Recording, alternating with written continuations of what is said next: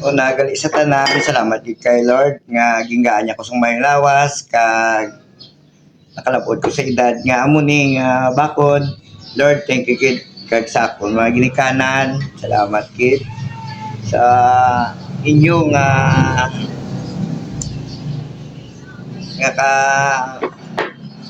basta salamat kag langga pagpalangga niyo sa akon. Thank you gid.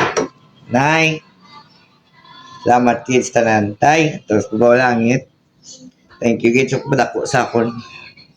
Salamat gid kay nakalabot ko sa edad nga mo ni. Lord, thank you gid Lord.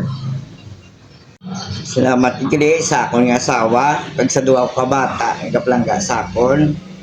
Salamat gid kabay pa nga mapasensya nyo na is papa nyo kay ma-enjoy so nga enjoy kagabi sa party so, thank you gid sa inyo nga support mga anak asawa ko.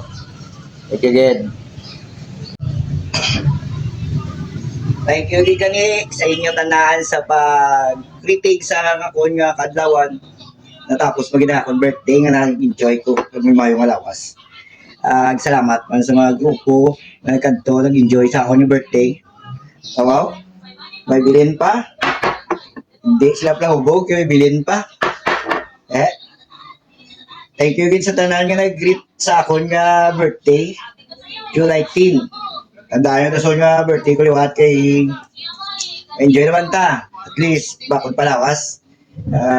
Kabay pa nga madaw, pa nga birthday nga maagi sa ako na. So, salamat gid sa tanan nga nag-greetings. Nag-enjoy sa akon nga birthday. Dapat kay salamat sa mga nag-sponsor sa akon nga birthday. Si Todadis, thank you sa pa-Gcash. At sa grupo man nga makal sa hamon nga sa hamon nga limnon kag sa dala sa 4 kilo nga baboy. Thank you gid everybody. Salamat gid sa inyo. Sa pamilya ko, thank you gid. Sa ako'y kubrahan, madaming salamat bago si Kristal. Thank you gid. Iba sa inyo.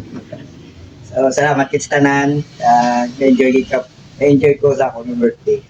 Sabay pa nga madamo pa nga birthday ka may malawas mabot sa aton.